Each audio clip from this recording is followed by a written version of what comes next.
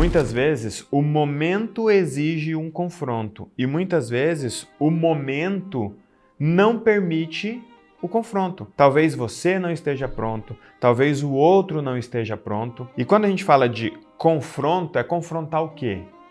Eu consigo ver 4 coisas fáceis aqui, talvez existam mais ou talvez as outras coisas estejam dentro dessas caixinhas. E se você tiver dificuldade de confrontar mais alguma coisa, coloca aqui no chat para a gente ficar presente e trabalhar isso ao longo do mês, porque o nosso objetivo é fazer você continuar. Lembra do começa, continua e melhora? Esse é um processo com começo, meio e meio. Tem gente que está chegando agora, e seja bem-vindo. Tem gente que já está no meio e tem gente que já está no meio há mais tempo. Vamos avançar, tá bom? Eu consigo ver confronto de pessoas. Poxa, eu preciso confrontar meu chefe, eu preciso confrontar meu sócio, meu ex, meu parceiro, meu amigo, minha equipe. Eu preciso trazer um confronto. Perfeito? E aí, gente, vamos entender que o confronto muitas vezes é um debate, muitas vezes é uma discordância, muitas vezes é um questionamento que, dada a sua dificuldade ou a dificuldade da pessoa, isso pode ser um pouco mais intenso ou pode ser um pouco mais fácil. Perfeito? Mas não precisa ser fácil, só precisa ser feito. Então, nós temos pessoas que você precisa muitas vezes confrontar, nós temos padrões que nós temos sempre que confrontar, os nossos, os das pessoas, os novos, os velhos, enfim. Pessoas, padrões, realidades. Então, muitas vezes você se vê numa situação diferente e você precisa encarar uma realidade que você não quer encarar, uma realidade que não é agradável, uma realidade que não é favorável, ou talvez uma realidade que não é a desejada. E cuidado para não ficar sempre esperando a realidade desejada. Perfeito? E por último, o que eu vejo aqui é confrontar situações. E aqui nas situações você tem o ambiente, você tem as pessoas, você tem os temas, os motivos, enfim. E aí a gente precisa lembrar que existem 2 pilares básicos que nós precisamos sempre atualizar dentro da nossa vida, que é motivo e objetivo. Motivo e objetivo vai sempre ser a base de um conflito, de um confronto. E aqui tem uma coisa importante para vocês. Tente, em todas as nossas falas, quer seja em uma live, em um evento, no áudio, no encontro, encontrar as ferramentas da aliança divergente. Porque assim você também vai começar a encontrar isso nos desafios da vida. Quando o Ramon fala, eu estou muitas vezes buscando um confronto, sem ter clareza do motivo e do objetivo, já falo da diferença das duas coisas, se não estiver claro para você. E ele dá esse exemplo da pessoa que muitas vezes entra em confronto com o pai, sem saber o motivo, sem ter clareza do objetivo, mas quer uma concordância, quer uma validação, uma aprovação. Qual ferramenta nós podemos utilizar aqui? Podemos utilizar perfeitamente a escada da maturidade. Muitas vezes você investe em um confronto porque você está buscando afeto. E às vezes é uma busca de afeto numa situação, em uma realidade de negócio. Você está buscando o afeto do seu sócio, do seu funcionário, do seu chefe, do seu colega de trabalho, quando você deveria estar buscando resultado, recompensa, porque aquele é um ambiente de crescimento financeiro. É claro que não é a única coisa que a gente encontra em um negócio. Entende? Muitas vezes você está no degrau errado, a pessoa está no degrau errado, obviamente isso vai gerar um confronto. Então, temos esses 4 elementos principais que vão ser a raiz ou o tema de um confronto, tá? Pessoas, padrões, realidades e situações. Entendendo que muitas vezes esse confronto se faz necessário por conta de um momento. E muitas vezes ele não é possível por conta de um momento. Então, aquilo que o Ramon trouxe ali, o momento acaba sendo um elemento chave. O que nós sempre precisamos ter clareza em qualquer discussão, com qualquer conflito, motivo e objetivo. Porque isso revela também a intenção e a expectativa das pessoas. Motivo.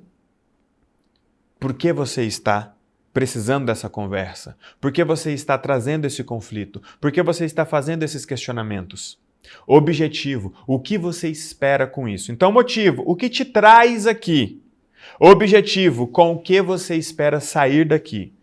Olha que legal, fica fácil entender assim. Ramon, preciso conversar com você. Por qual motivo? O que te traz aqui? Dentro dessa discussão, você espera sair daqui com o quê? Com um cheque? Com um aval? Com uma autorização? Com um apoio? Com um investimento? Com o quê? Qual é o seu objetivo? Cuidado com os confrontos sem motivo e sem objetivo. Porque muitas vezes, nós estamos falando do mês do confronto, muitas vezes você é a pessoa que vai estar provocando o confronto. Mas talvez a outra pessoa possa estar provocando esse confronto. E tá tudo bem, nós temos a escada da postura. Lembra? Reclamar, justificar, questionar, propor e aplicar. A pessoa chegou, apenas questione para que você entenda qual é o motivo da sua vinda. Qual é o seu objetivo? Você espera sair daqui com o quê? Isso vale para o seu filho, isso vale para o seu marido, isso vale para o seu sócio, para o seu chefe, vale para todo mundo. O que te traz aqui, você espera sair daqui com o quê? Porque aqui a gente já tem motivo e objetivo que revela intenção, o que a pessoa quer, e expectativa, o que a pessoa, como a pessoa espera que aquilo aconteça. Então a gente começa a ter um mapinha dessa relação. E aí fica muito fácil, ou pelo menos mais fácil, fugir do confronto, fugir do conflito. Eu tinha muita dificuldade de confrontar pessoas e realidades. Eu era aquele cara que muitas vezes acreditava mais na realidade que eu tinha criado na minha cabeça do que naquela realidade que estava posta na minha frente, mesmo quando ela era claramente apontada para mim. Eu tinha algumas pessoas na minha vida que eu evitava ao máximo ter confronto porque eu não queria perder espaço com aquela pessoa, não queria que ela deixasse de gostar de mim, não queria que ela mudasse a opinião que ela tinha sobre mim. Tinha alguns padrões ali rodando, né? Obviamente tinha, né? O meu padrão mais presente sempre foi uma mistura ali de narcisista e vítima, apesar dessa mistura não ser muito comum, porque o narcisista ele não gosta de demonstrar as suas fraquezas, mas é que muitas vezes as minhas fraquezas eram as minhas melhores armas para prender as pessoas. Então eu conseguia muita coisa das pessoas demonstrando as minhas dificuldades, apesar da minha vontade, do meu empenho. Eu era aquele garoto que você via que não conseguia, mas via se esforçando. Nossa, o Elton se esforça tanto. Esse menino aí merece. Esse menino de ouro. Eu muitas vezes ia criar uma discussão em que eu não tinha nem clareza do que eu queria e muitas vezes eu não ia arcar com a responsabilidade do sim da outra pessoa. Então, muitas vezes a gente entra num confronto pelo motivo certo, mas o objetivo não está claro, e se o objetivo não está claro, você não se responsabiliza com a jornada. Por exemplo, eu posso chegar para você e falar, cara, eu não quero mais que você se meta na minha vida. Essa é a minha vontade. Só que eu tenho um objetivo claro, eu tenho noção da jornada, porque de repente, você parar de se meter na minha vida talvez implique em você parar de pagar minhas contas, parar de, por exemplo, esperar para receber uma dívida. Então, muitas vezes, o confronto vai dar para o outro a legitimidade de impor algumas coisas também. Então, a gente precisa entender claramente que o outro é uma peça viva no confronto. Então, muitas vezes a gente se prepara, o aliado se prepara, e acha que vai chegar lá, falar o que tem que falar e pronto, está resolvido. Não, peraí. Tudo muda quando alguma coisa muda. E quando você chega para a pessoa e diz, ei, não faça mais isso, você mudou muita coisa. Consequentemente, tudo muda quando alguma coisa muda. Então a gente precisa entender qual vai ser o desdobramento desse confronto. Motivo, objetivo, intenção e expectativa. Por que muitas vezes a gente tem dificuldade de confrontar as pessoas? Não é porque a gente não sabe qual vai ser a reação dessas pessoas. É porque a gente não sabe como conseguir a reação que a gente quer. E muitas vezes esse é o problema de vocês. Vocês têm uma reação programada, planejada, esperada, e muitas vezes isso vira uma reação imposta. Se eu estou impondo ao outro uma reação, eu estou agindo com dependência emocional ativa. Então, cuidado para você não exagerar na expectativa e exigir que o outro reaja da forma que você quer, exigir que o outro reaja de maneira conveniente. E como não gerar expectativas quando você vai para um confronto? Como é que você enxerga isso? Eu acho que é impossível não gerar expectativas. Eu acho que tudo bem você ter expectativas. O problema é você estar fechado só nas suas expectativas. O problema é você não dar ao outro o direito de sair do seu script. É óbvio que você vai ter ali uma expectativa, uma preferência, ou talvez foi só o que você deu conta de alcançar. Poxa, eu acho que quando eu falar com o Ramon, ele vai reagir assim. Beleza, eu tenho o direito de achar isso. O que eu não posso é exigir que você haja ou reaja da forma como eu imaginei ou da forma como eu prefiro e nem me decepcionar demais por você ter agido de um jeito diferente. Então, muitas vezes, por que os aliados ou as pessoas, de um modo geral, evitam o confronto? Porque elas têm um repertório, um histórico de conflitos que não tiveram um bom desdobramento. Eu não vou falar com meu marido não, porque toda vez que a gente conversa dá problema. Primeiro, cuidado com a generalização. Toda vez, todo mundo, sempre, nunca. Peraí. Algumas vezes que vocês conversaram deu problema, mas peraí, das outras vezes, você tinha a clareza que você tem hoje? Você tinha a liberdade que você tem hoje? Porque muitas vezes, poxa, da outra vez você era o problema da relação. Então, vamos lembrar, a outra parte é um ser humano, é uma pessoa viva, é uma pessoa em um movimento de vida, em um momento de vida. E quando você chega lá e traz uma informação nova, e aqui eu já vou dar a chave para vocês. Todo confronto, ele exige 2 tempos. Primeiro, o tempo de absorção e segundo, o tempo de reação. E muitas vezes nós vamos para um confronto que nós tivemos muitas vezes meses de preparação mental, meses de preparação emocional, meses de planejamento para aquela ação. Tivemos PDAs, tivemos Pense Comigo, tivemos provocação de áudio.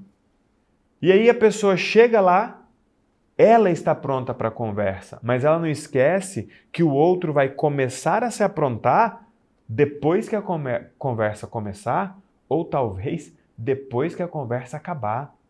Então vocês precisam dar um tempo de absorção, entender que você vai levar a algo que para você está sendo difícil levar e que para o outro talvez também seja difícil receber, ou talvez seja até mais difícil receber do que levar. Trate os seus confrontos como uma jornada em camadas. Você teve um tempo de preparação.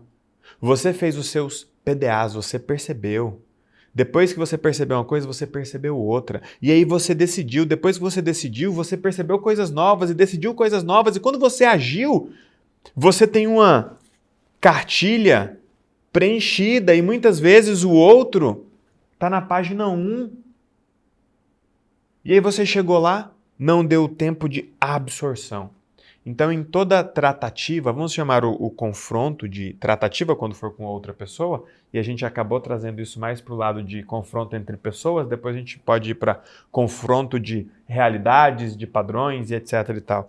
Mas quando a gente vai para um confronto de pessoas, ou entre pessoas, ou com pessoas, vamos entender que tem um tempo de absorção, que é o tempo que a pessoa vai demorar para absorver aquilo. E o tempo de reação. Só que muitas vezes a pessoa já reage sem ter absorvido. Se a pessoa reagir sem ter absorvido, não absorva aquilo ainda. Porque é só a primeira reação dela, não é a única. E talvez não seja a última e possivelmente nem deva ser considerada. A pessoa reagiu super mal. Calma, ela vai processar ainda. Eu tenho muitos confrontos com o Renato, meu sócio, e com a minha esposa. E com os dois eu aprendi, quando eu trago algo novo, eu nunca trago algo tipo assim, trouxe hoje, precisamos decidir agora. Porque eu sei que a pessoa vai ter um tempo para absorver aquilo. Eu sei que a pessoa talvez vai demorar um pouco para entender que eu estou certo. Talvez a pessoa demore um pouco para assumir que está errada, ou talvez a pessoa demore um pouco para descobrir que eu estou errado e como é que ela me mostra isso.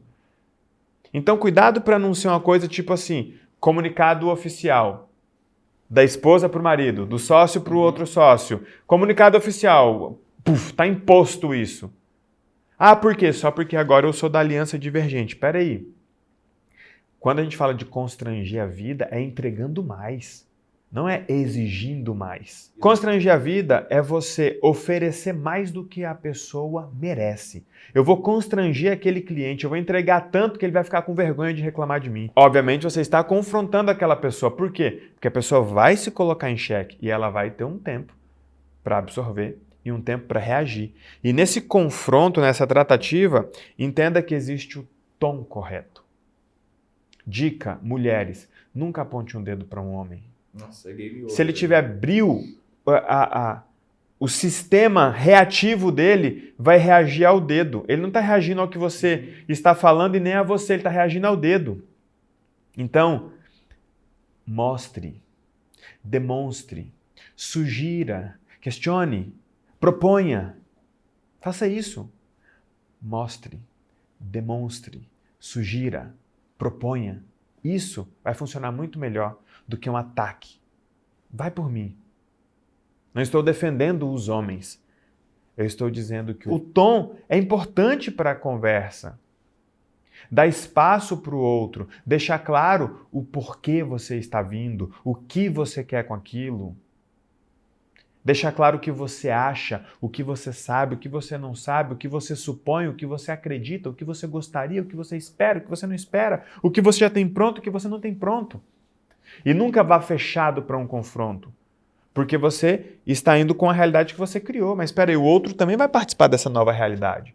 Então, o tom é importante, o momento é importante. Quantas vezes nós tivemos conversas, foi o que você falou, a conversa certa, do jeito errado. E muitas vezes o jeito errado pode ser o tom, mas muitas vezes o jeito errado pode ser o momento também.